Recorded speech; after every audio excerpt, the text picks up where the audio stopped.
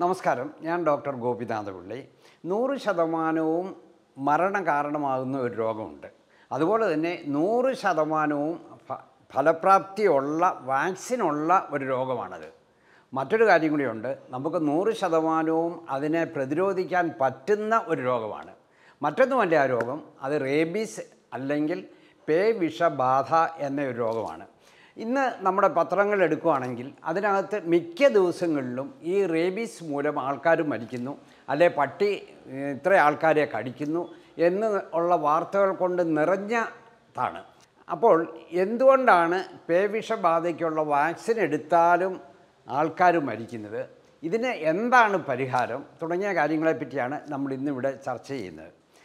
കണക്കുകൾ പരിശോധിച്ച് കഴിഞ്ഞാൽ നമ്മൾ പലപ്പോഴും ഞെട്ടിപ്പോവും.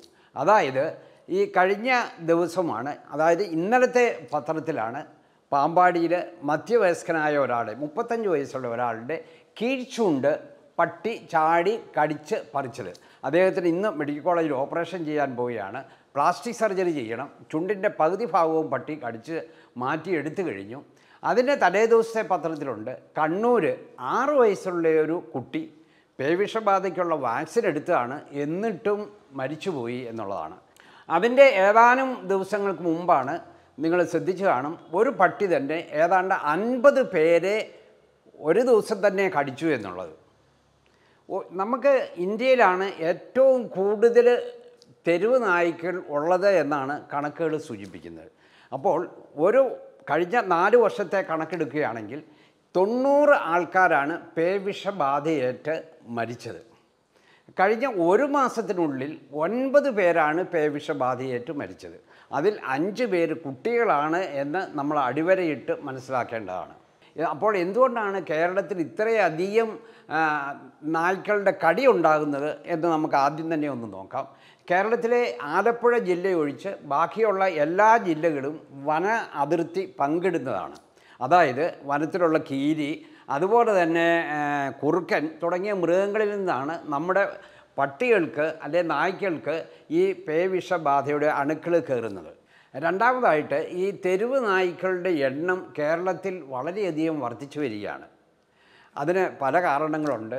നമ്മുടെ തദ്ദേശ സ്വയംഭരണ സ്ഥാപനങ്ങളാണ് ഇതിന് ഒരു പരിഹാരം കാണേണ്ടത്. നായ്ക്കളുടെ എണ്ണം കുറയ്ക്കുവാൻ വേണ്ടി 1996-97 കാലഘട്ടത്തിൽ നിങ്ങൾക്കെല്ലാവർക്കും അറിയാം, നമ്മൾ നായ്ക്കളെ ദയാവധം ചെയ്തിരുന്നു. അതുപോലെ തന്നെ നായ്ക്കളെ വന്ധീകരണ ശസ്ത്രക്രിയ വിധേയമാക്കിയിരുന്നു. ഇന്ന് അങ്ങനെയുള്ള പരിപാടികളൊന്നുമില്ല. അതുകൊണ്ട് തെരുവ് നായ്ക്കളുടെ എണ്ണം ഇന്ന് വളരെയധികം കൂടിയിരിക്കുകയാണ്. മറ്റൊരു കാര്യം, പലരും വളർത്തു നായ്ക്കളെ പ്രായമാകുമ്പോഴോ അല്ലെങ്കിൽ മറ്റു പല കാരണങ്ങൾ കൊണ്ടോ ഒക്കെ ചിലപ്പോൾ തെരുവിലേക്ക് ഉപേക്ഷിക്കുന്ന ഒരു പതിവുണ്ട്. അപ്പോൾ ഇതെല്ലാം കാരണമാണ് തെരുവ് നായ്ക്കളുടെ എണ്ണം കേരളത്തിൽ കൂടുന്നത്. പട്ടികടി ഏൽക്കുന്ന ആൾക്കാരുടെ എണ്ണം കൂടുന്നതും അതുകൊണ്ടാണ്. ഈ മരണം സംഭവിക്കുന്നതിനെപ്പറ്റി നമ്മൾ കൂടുതൽ മനസ്സിലാക്കണമെങ്കിൽ നമ്മൾ ഈ റേബീസ് അല്ലെങ്കിൽ ഈ രോഗാവസ്ഥയെപ്പറ്റി അല്പം കൂടി മനസ്സിലാക്കേണ്ടിയിരിക്കുന്നു. ഈ റേബീസ് എന്ന് പറഞ്ഞു കഴിഞ്ഞാൽ ഒരുതരം വൈറസാണ്. ഈ വൈറസ് നമ്മുടെ ശരീരത്തിൽ പ്രവേശിക്കുമ്പോഴാണ് രോഗാണു നമ്മുടെ ശരീരത്തിലേക്ക് എത്തുന്നത്. ഈ വൈറസ് നമ്മുടെ പട്ടികളിലുണ്ട്, അതുപോലെ തന്നെ കുറുക്കനിലുണ്ട്, കീരിയുണ്ട്, അതുപോലെ തന്നെ പൂച്ചയുണ്ട്. ഇങ്ങനെ പല വളർത്തു മൃഗങ്ങളിലും ഒക്കെ ഇതിൻ്റെ അണുക്കൾ വന്യമൃഗങ്ങളിൽ നിന്നും ചിലപ്പോൾ കയറി അവരുടെ ശരീരത്തിൽ അത് കാണും. അപ്പോൾ ഇങ്ങനെ വൈറസ് ശരീരത്തിൽ ഉള്ള നായ്ക്കളോ പൂച്ചകളോ ഒക്കെ നമ്മളെ കടിക്കുകയോ മാന്തുകയോ ഒക്കെ ചെയ്യുമ്പോൾ ഈ വൈറസ് നമ്മുടെ ശരീരത്തിൽ പ്രവേശിക്കാൻ സാധ്യതയുണ്ട്. ആ മുറിവിൽ കൂടിയാണ് വൈറസ് പ്രവേശിക്കുന്നത്. ഇങ്ങനെയുള്ള ജന്തുക്കളുടെ സലൈവ അല്ലെ ഉമിനീരിലാണ് വൈറസ് ഉള്ളത്. ഉമിനീര് നമ്മുടെ മുറിവിൽ പറ്റിക്കഴിയുമ്പോൾ ഈ വൈറസ് നമ്മുടെ ശരീരത്തിൽ പ്രവേശിക്കുന്നു. അത് നമ്മുടെ ഞരമ്പുകളിൽ പ്രവേശിക്കുന്നു. നമ്മുടെ നാഡികളിൽ കൂടി അത് സഞ്ചരിച്ച് നമ്മുടെ സ്പൈനൽ കോഡിലെത്തുന്നു.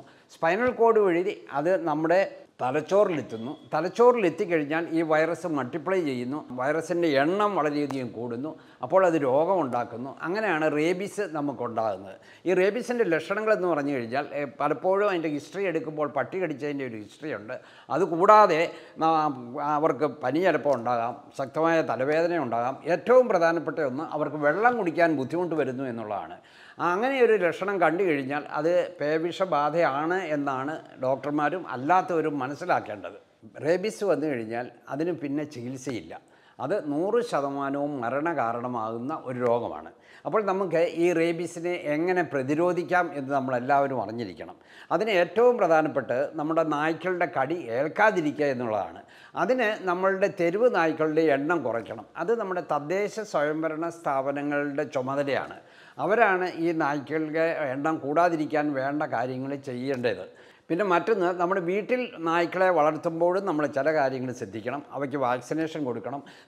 നമ്മൾ വളർത്തുന്ന നായ്ക്കളെ ഒരിക്കലും നമ്മൾ പൊതുസ്ഥലങ്ങളിൽ കൊണ്ടുപോയി ഉപേക്ഷിക്കരുത്. തുടങ്ങിയ കാര്യങ്ങളിലൊക്കെ ശ്രദ്ധിക്കണം. പിന്നെ ഏറ്റവും പ്രധാനപ്പെട്ട കാര്യം, ഇങ്ങനെ നായ്ക്കളുടെ കടി ഏറ്റു കഴിഞ്ഞാൽ നമ്മൾ ചില കാര്യങ്ങൾ പ്രത്യേകം ചെയ്യേണ്ടിയിരിക്കുന്നു. ഏറ്റവും പ്രധാനപ്പെട്ടത് അതിൻ്റെ പ്രഥമ ശുശ്രൂഷയാണ്.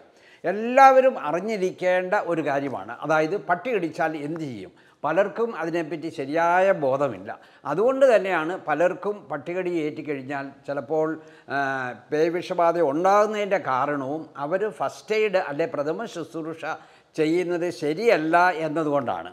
അപ്പോൾ പ്രഥമ ശുശ്രൂഷയിൽ എന്താണ് ചെയ്യേണ്ടതെന്ന് നമ്മുടെ കുട്ടികൾ അറിഞ്ഞിരിക്കണം, മുതിർന്നവരറിഞ്ഞിരിക്കണം, നമ്മുടെ സമൂഹത്തിലുള്ള എല്ലാവരും അത് വ്യക്തമായിട്ടും മനസ്സിലാക്കിയിരിക്കണം.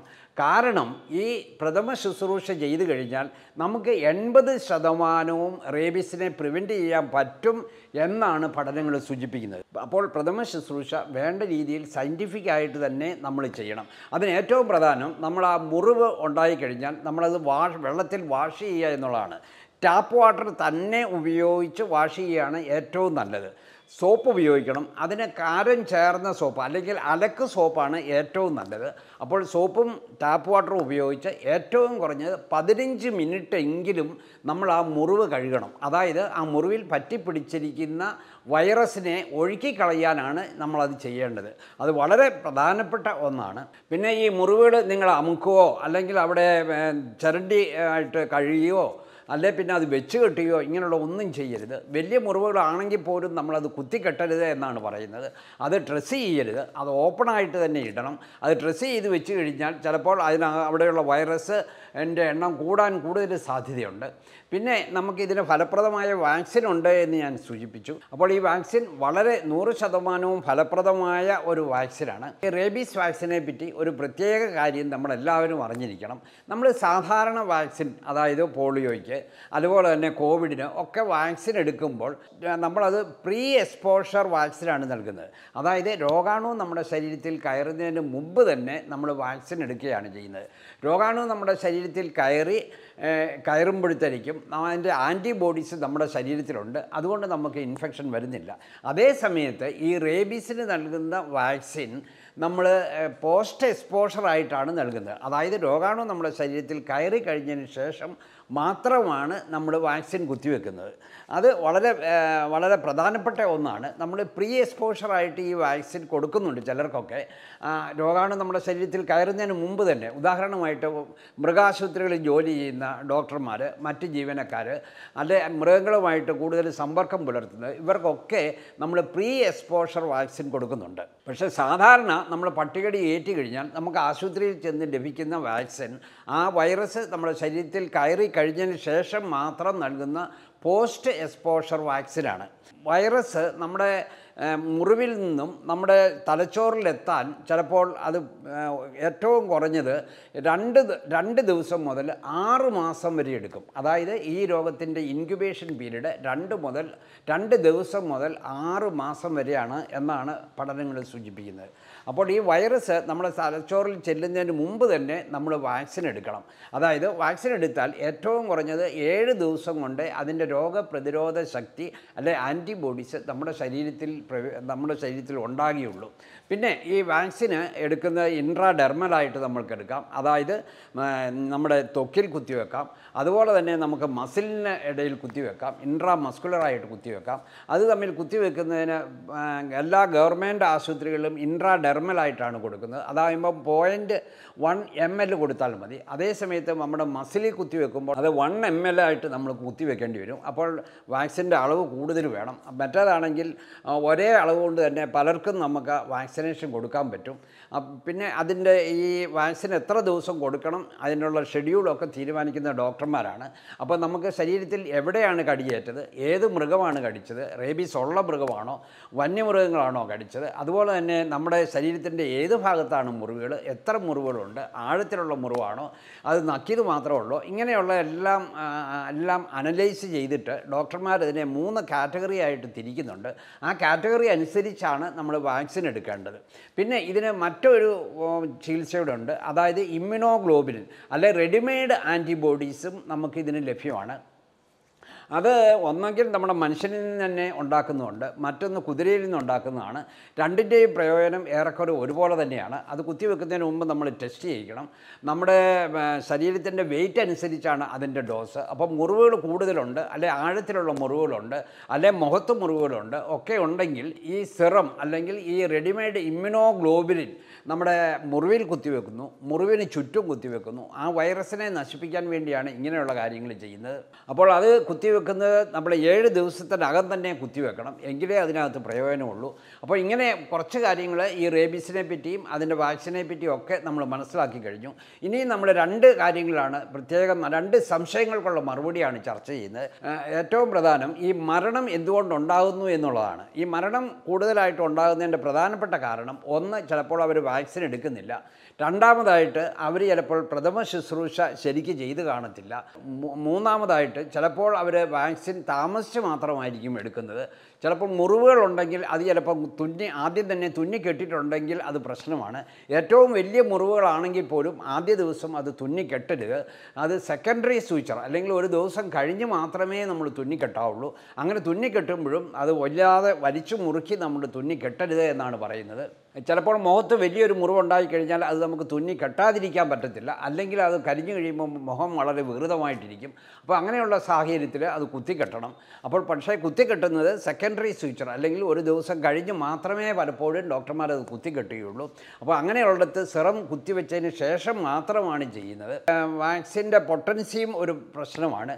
ഈ വാക്സിൻ കൂൾ ചെയിൻ, അല്ലാതെ പ്രത്യേക ടെമ്പറേച്ചറിലാണ് നമ്മളത് സൂക്ഷിക്കേണ്ടത്. ആ ടെമ്പറേച്ചറിന് മാറ്റം വന്നു കഴിഞ്ഞാൽ ചിലപ്പോൾ വാക്സിൻ്റെ പൊട്ടൻസിയെ അത് ബാധിക്കാം.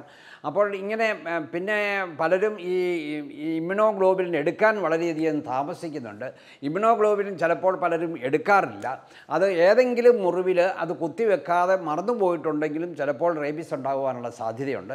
അപ്പോൾ ഇതൊക്കെയാണ് റേബീസ് ഉണ്ടാകുന്നതിൻ്റെ പ്രധാനപ്പെട്ട ഒരു കാരണം. പിന്നെ കുട്ടികളിൽ എന്തുകൊണ്ടാണ് ഈ മരണം കൂടുതൽ സംഭവിക്കുന്നത് എന്നതിനെപ്പറ്റി നമ്മൾ അറിഞ്ഞിരിക്കണം.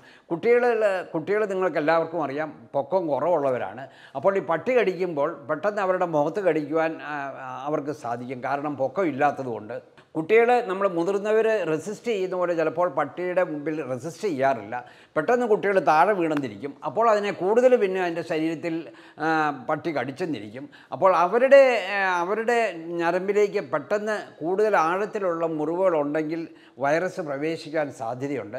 നമ്മുടെ കൈയുടെ ഞരമ്പിൽ, കൈയുടെ അറ്റത്ത് കടിയുണ്ടായിക്കഴിഞ്ഞാൽ, അത് കുട്ടികളായാലും മുതിർന്നവരായാലും അവിടെ നെർവ് എൻഡിങ് വളരെ കൂടുതലുണ്ട്. അങ്ങനെയുള്ള സ്ഥലത്ത് പട്ടികടി ഏറ്റി കഴിഞ്ഞാൽ പെട്ടെന്ന് തന്നെ ചിലപ്പോൾ ആ വൈറസ് ഞരമ്പിൽ പ്രവേശിക്കാനും ആ ഞരമ്പ് വഴി നമ്മുടെ തലച്ചോറിലെത്താനും സാധിക്കും. അതായത് നമ്മൾ വാക്സിൻ കൊടുത്തു കഴിഞ്ഞാൽ ഏറ്റവും കുറഞ്ഞത് 7 ദിവസമെങ്കിലും എടുക്കും നമ്മുടെ ആൻറ്റിബോഡീസ് ഉണ്ടാകാൻ എന്ന് ഞാൻ സൂചിപ്പിച്ചു. അപ്പോൾ അതിനു മുമ്പ് തന്നെ ഈ വൈറസ്, അതായത് രോഗപ്രതിരോധ ശക്തി വാക്സിൻ മൂലം നമുക്ക് കിട്ടുന്നതിന് മുമ്പ് തന്നെ നമ്മുടെ തലച്ചോറിലേക്ക് ഈ വൈറസ് പ്രവേശിക്കുകയും അവിടെ മൾട്ടിപ്ലൈ ചെയ്യുകയും രോഗം ഉണ്ടാക്കുകയും ചെയ്യുന്നു. അത് പിന്നെ മരണത്തിന് കാരണമാകുകയും ചെയ്യും. അപ്പോൾ കുട്ടികളിൽ 6 അടി പൊക്കമുള്ള ഒരാളുടെയും അതുപോലെ തന്നെ 6 വയസ്സുള്ള ഒരു കുട്ടിയും തമ്മിൽ അതിൻ്റെ ഹൈറ്റ് നിങ്ങൾക്കറിയാം, വളരെയധികം വ്യത്യാസമുണ്ട്. രണ്ടുപേരെയും പട്ടി കടിക്കുന്നത് തമ്മിലും വ്യത്യാസമുണ്ട്. രണ്ടുപേരുടെയും കൈകളിലാണ് കടിച്ചത് എന്ന് പിന്നെ വിചാരിക്കുക. പക്ഷേ കുട്ടിയുടെ കയ്യിൽ നിന്നും അത് തലച്ചോറിലെത്താൻ അത് പെട്ടെന്ന് ഞരമ്പ് വഴി വൈറസിന് സാധിക്കും. അതേ സമയത്ത് ഈ 6 അടി പൊക്കമുള്ള ഒരാളുടെ കൈയുടെ ഞരമ്പിന് അതിൽ കൂടുതൽ നീളമുണ്ട്. അപ്പോൾ അത് തലച്ചോറിലെത്താൻ കൂടുതൽ സമയമെടുക്കും. പക്ഷേ ആ സമയം കൊണ്ട് തന്നെ നമുക്ക് വാക്സിൻ്റെ ആൻറ്റിബോഡീസ് നമ്മുടെ ശരീരത്തിൽ ഉൽപ്പാദിപ്പിക്കാൻ കഴിയും.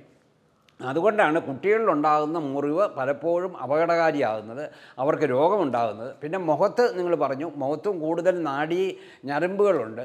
പിന്നെ കൂടുതൽ ആഴത്തിലുള്ള മുറിവാണെങ്കിൽ കൂടുതൽ വൈറസ് നമ്മുടെ ശരീരത്തിൽ പ്രവേശിക്കും. കൂടുതൽ നമ്പർ ഓഫ് മുറിവുകൾ ഉണ്ടെങ്കിലും കൂടുതൽ വൈറസ് നമ്മുടെ ശരീരത്തിൽ പ്രവേശിക്കും. അപ്പോൾ അതെല്ലാം പലപ്പോഴും അപകടകാരിയാവും. അപ്പോൾ ഇങ്ങനെയുള്ള പല കാര്യങ്ങളും നമ്മൾ ശ്രദ്ധിച്ചു കഴിഞ്ഞാൽ നമുക്ക് ഈ പേവിഷബാധയെ ഒരു പരിധിവരെ നിയന്ത്രിക്കാൻ പറ്റും. എന്തുകൊണ്ട് ആൾക്കാർ മരിക്കുന്നു, വാക്സിൻ എടുത്തിട്ടും എന്തുകൊണ്ട് മരിക്കുന്നു, കുട്ടികളിൽ എന്തുകൊണ്ട് ഇത് മരിക്കുന്നു തുടങ്ങിയ കാര്യങ്ങളെപ്പറ്റിയൊക്കെ ഒരു അവബോധം നിങ്ങൾക്കുണ്ടായി എന്ന് ഞാൻ വിശ്വസിക്കുന്നു. നിങ്ങളിത് മാക്സിമം ഷെയർ ചെയ്യുക. എല്ലാവർക്കും ഇതിൻ്റെ പ്രയോജനം കിട്ടട്ടെ. മറ്റൊരു വീഡിയോയുമായി നമുക്ക് വീണ്ടും കാണാം.